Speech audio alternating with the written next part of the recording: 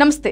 TDP జాతీయ ప్రధాన కార్యదర్శి మంత్రి నారా లోకేష్ గత ఎన్నికల ముందు నుంచి అనుసరిస్తున్న విధానాలు ఇప్పుడు జగన్మోహన్ రెడ్డిని ఇరుకున పెడుతున్నాయి.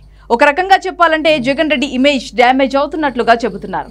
అధికారంలో ఉండగా నారా లోకేష్ కమెంట్స్ ను అంతగా పట్టించుకోకుండా ఉన్న జగన్ ఇప్పుడు మాత్రం యువనేత అంటేనే హడిలిపోతున్న పరిస్థితి కనిపిస్తోంది. గత ఎన్నికల ముందు నుంచి నారా లోకేష్ రెడ్ బుక్ అనే పదం తన ప్రతి ప్రసంగంలోనూ వాడేవారు.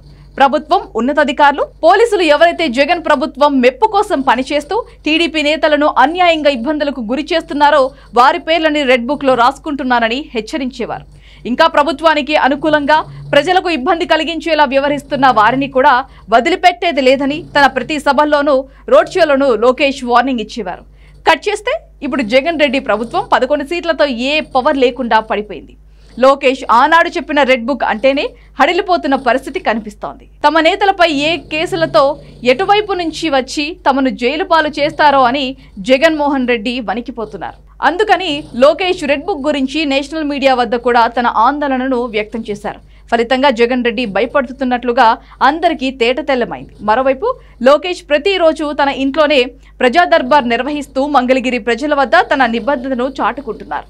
ఇటు జగన్ రెడ్డి మాత్రం తాడేపల్లి ప్యాలెస్ గేట్ లోపలికి కూడా ఎవరిని రానియటం లేదు.